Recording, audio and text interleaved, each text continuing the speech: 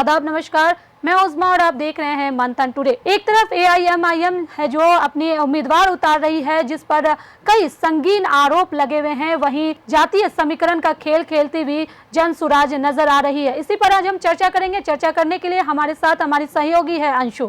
अंशु, सबसे पहले तो आपका बहुत बहुत स्वागत है। शुक्रिया उज़मा। अंशु, सीधा सवाल हम आपसे कर लेते हैं कि क्या एआईएमआईएम द्वारा जो है शाने अली और बच्चा राय जैसे उम्मीदवार को टिकट देना चाहिए? जी देखिए, जिस तरीके से गया के कोठी थाना प्रभारी कयामुद्दीन अंसारी की हत्या का मुख्य सरगना शाने अली खान को जो एआईएमआईएम ने शेरघाटी से जो उम्मीदवार बनाया है, ये बेहद शर्मनाक है। ये आप समझिए कि जिस तरीके से नया चेहरा जो ये पेश किया जा रहा है, एआईएमआईएम जो कह रहे थे कि वो हमेशा से मतलब अगर कहे कि बेदाग बो रहे हैं, वो ऐसे लोगों का समर्थन करेंगे, ऐसे लोगों का वो साथ देंगे, ऐसे मामलों में संलिप्त न हो, बेदाग चेहरे हो। लेकिन क्या है, जरा आप देखिए, ये तो बाहुबलियों की बारात निकाल रहे हैं एकदम, जिन पर जो दाग लगे हैं, जो टैग लगा है, उन पर ये क्या कर रहे हैं, ये ऐसे जोर आजमाई से कर रहे हैं कि लग रहा है कि अब ये बाहुबलियों का ये समर्थन एक खुलकर कर रहे हैं और ऐसे दागी चेहरे को ला रहे हैं जिन पर की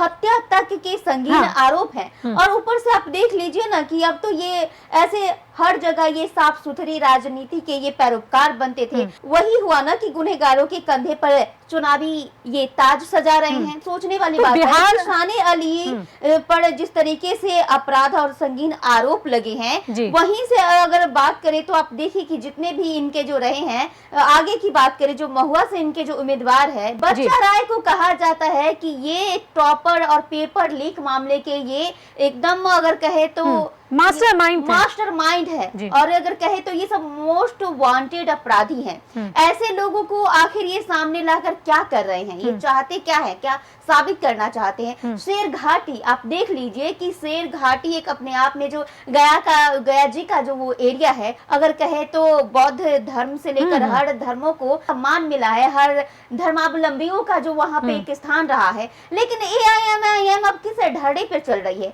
ये तो वही है ना कि आरजेडी की छवि को ये ऊपर उठाने की ये कोशिश कर रहे हैं और किस तरीके से ये अपने आप को आगे कर रहे हैं, ये सोचने वाली बात है।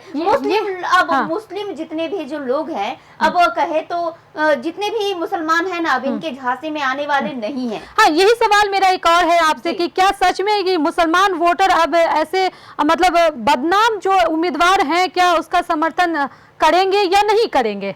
देखिए, मुस्लिम अब एकदम खुल के समझ चुके हैं ये सब जो अपने चुनावी फायदे के लिए जो खेल खेल रहे हैं ना, अब इन सारे खेल के वो एक कहे अगर शतरंज के वो सब एक प्यादा बनकर नहीं रहने वाले हैं। ये सब खेल के वो ऐसे कठपुतली बनकर नहीं रहेंगे जो कि इनका यूज किया जाए, जब भी वोट बैंक इनका हासिल हो जाए, फिर इन्हें चाय में अगर कहे तो मक्खी की तरह फिर निकाल कर फेंक दे। ये सब ऐसे अब नहीं साबित होने वाले हैं। ये सब कहीं ना कहीं समझने लगे हैं और चाल चरित्र और चेहरे को देखकर अब वो सभी वोट करेंगे। तो कहीं ना कहीं जो ये है ना, जो अलग अपने फायदे के लिए जो ये सब, देखिए क्या है, ओवैसी जी की अगर बात करें तो इनके जितने भी जो इनके एआईएमआईएम के जो बिहार के जो प्रदेश अध्यक्ष है या इनके जो पार्टी के जो भी ये सब जो वरिष्ठ अपने आप को कहते हैं, तो ये सब अब फेल पड़ चुके हैं।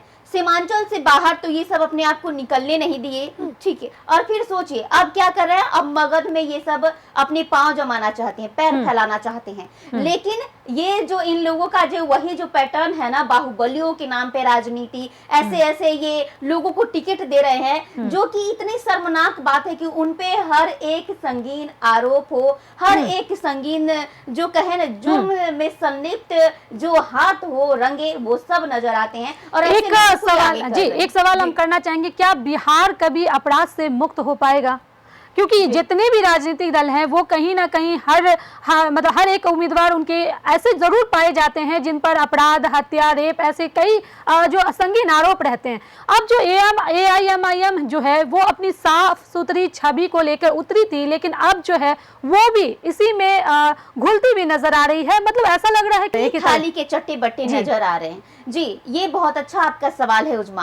देखिए, अगर बात करें तो कोई भी पार्टी हो, ये सब चाहते हैं कि देखिए मुक्ति तो कभी नहीं मिल सकती, इन लोगों से छुटकारा तो नहीं मिल सकती जो कि बेदाग हो चेहरे, जिन पर कि कोई दाग ना हो, कभी ऐसे कोई आरोप नहीं लगे हो, जो कह सकते हैं कि दूध के धुले हो, सत्यवादी हो, ऐसा कुछ भी नहीं है। ये सब कहीं ना कहीं चाहते हैं कि ये सब जैसे बाहुबली जो सब हैं, जो संलिप्त रहते हैं अपराध में, उनके हाथ रंगे रहते हैं, पूरे के पूरे वो चेहरे रंगे रहते हैं, ये सब चाहते हैं कि ऐसे लोग आएंगे हमारे पार्टी में तो जिस तरीके से इनका जो है वर्चस्व है वो फैले, बढ़े, और जो लोगों का जो वोट बैंक है इनके ओर आए, और इनसे उन्हें ना अपने आप को स्थापित करने की वो प्लस पॉइंट पावरफुल शक्ति मिले, ऐसी शक्ति मिले जिससे कि अपना साम्राज्य ये सब स्थापित कर सके। ये कभी खत्म नहीं होगा। उदाहरण के लिए आप जन स्वराज को ले लीजिए, उदाहरण मैं एक दे रही हूँ छोटा सा। देखिए क्या है कि जन स्वराज अपने आप को क्या साबित कर रही थी, क्या कह रहे थे कि ये दूसरा, ये जननायक की तरह अपने आप को प्रशांत किशोर ये पेश कर रहे हैं, कर क्या रहे हैं ये देखिए किस तरीके से ये भी तो दाग लग चुके हैं, गंभीर आरोप लग चुके हैं, जो अपराधी हैं उन्हें ये भी टिकट दे रहे हैं, आगे कर रहे हैं। अब तो यहाँ तक है कि ये धर्म की राजनीति कर रहे हैं। ये कहते थे कि दूर दूर तक हम कहीं नहीं जाएंगे, कि जहां भी मुस्लिम उम्मीदवार हो हम वहां से मुस्लिम उम्मीदवार नहीं उतारेंगे। जी। अब आगे आप समझ सकती हैं ये कर क्या जी। रहे हैं। एक सवाल और है अंशु आपसे, क्या AIMIM और जन स्वराज जो है वो इनडायरेक्टली क्या भाजपा को लाभ पहुंचा रहे हैं? देखिए सीधे तौर पे कहीं ना कहीं अगर मैं बात करूं तो देखिए, रही बात तो AIMIM के चाल चरित्र और चेहरे और जन स्वराज के भी चाल चरित्र और चेहरे को भली भांति जनता पहचान चुकी है। जिस तरीके से मेरी बात अधूरी रह गई थी कि कहीं ना कहीं जो जन स्वराज अब जातिवाद की राजनीति कर रहे हैं, धर्म की राजनीति कर रहे हैं, जितने लोगों को ये टिकट दिए हैं ये लिस्ट में वही शुमार है, शामिल है, जो कि अगर मैं बात करूं देखिए जो अपर कास्ट से आते हैं और जो ऊपर कास्ट के लोग हैं, और जो अगर बात करें पिछड़े अति पिछड़े, इन तमाम अगर लोगों की लिस्ट की अगर बात करें, इन तमाम वर्गों की बात करें और इनका जो अगर लिस्ट देखेंगे तो वहां पर दिखता है कि कैसे किस तरीके से जो ज्यादा जो इनके अगर बात करें जो जाति से ये आते हैं उसी जाति के लोगों की टिकट भी अगर आप देखें तो ऊपर रहा है। जैसे जैसे लोग अगर जनरल कैटेगरी से आते हैं उनके लिस्ट को भी आप देखिए, पता चल जाएगा कि यहाँ पर खुलेआम जातिवाद की राजनीति हो रही है। और यहाँ पर AIMIM जिस तरीके से वो जो बाहुबलियों को अपने ये कैटेगरी में जो ला रहे हैं, शामिल कर रहे हैं, जो अपने लिस्ट में वो ऐड करके ये चाहते हैं कि नहीं ये हमारा जो है एकदम बेदाग छवि, और हम ऐसे किसी लोगों को नहीं लेना चाहते जिस पर कि टैग लगा हो, कई सारे गंभीर आरोप लगे हो, उन पर कई सारे मुकदमे भी चलते हों। लेकिन ऐसा कुछ नहीं है। जिस तरीके से ये सब जो दोनों जो स्ट्रेटेजी जो एजेंडा जो अपना रहे हैं ना, इससे कहीं ना कहीं खुले तौर पे बीजेपी को फायदा होगा। देखिए जिस तरीके से अगर कहे अपर कास्ट की बात हो गई, और अगर यहाँ देखे अपर कास्ट की बात हो गई, मतलब जो जितने भी जनरल कैटेगरी है और बाकी समुदाय की जो बात की जाती है, पिछड़े और अति पिछड़े वर्गों की, तो जो प्रशांत किशोर जिस तरीके से वो जो अपना स्ट्रेटेजी बना रहे हैं ना, और जिस तरीके से असुद्दीन ओवैसी की पार्टी AIMIM का जो रहा है ये अब बाहुबलियों का और वर्चस्व वाले को ऐड करना, और यहाँ पर प्रशांत किशोर को कि वो दिखाएंगे कि नहीं वो अब एकदम जातिवाद से ऊपर उठ रहे हैं, लेकिन नहीं, वो जातिवाद के ढर्रे में वो घिरते जा रहे हैं। और इससे कहीं ना कहीं असुद्दीन ओवैसी की जो पार्टी AIMIM और जन स्वराज जो प्रशांत किशोर की पार्टी, बहुत बड़ा फैक्ट पड़ेगा। इससे सबसे ज्यादा जो है वो फायदा मिलेगा बीजेपी को, क्योंकि इन दोनों एक सवाल और हम आपसे कर लेते हैं कि क्या प्रशांत किशोर की जो राजनीति है क्या वो अवसरवादी हो गई है?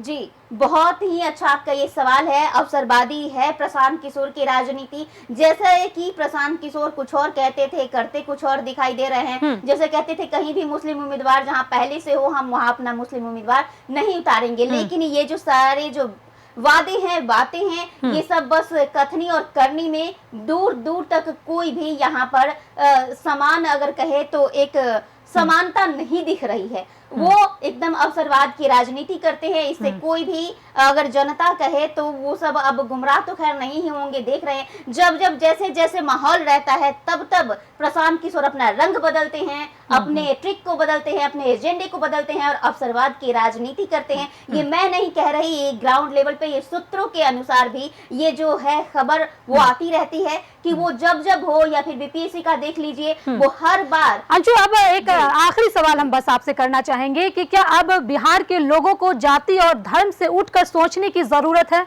बिल्कुल, ये तो आपका बहुत ये शानदार ये आपका क्वेश्चन है, जो अपने आप को प्रूफ करना चाहते हैं और अपने जो चुनावी समीकरण में जो ये सब कहते हैं कि जब एक आया ये अगर सैलाब आता है, चुनावी जन सैलाब, ये सब वोट बैंक हासिल करेंगे और उसके बाद फिर अपने चुनावी एजेंडे को खत्म करेंगे और अपने अपने ये सब कहते हैं सीट पे विराजमान रहेंगे।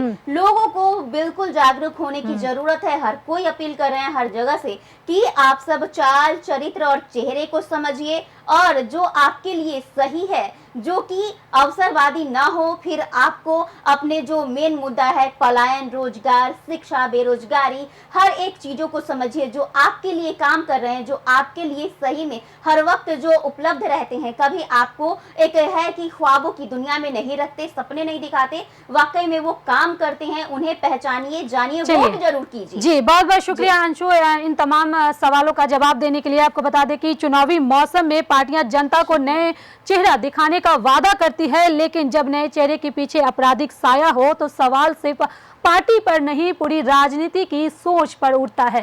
तो चलिए, फिलहाल इस खबर में बस इतना ही। देश दुनिया की ऐसी ही तमाम बड़ी खबरों के लिए बने रहे मंथन टुडे के साथ। साथ ही हमारे चैनल को लाइक करें, सब्सक्राइब करें, फॉलो करना ना भूलें। बहुत बहुत शुक्रिया।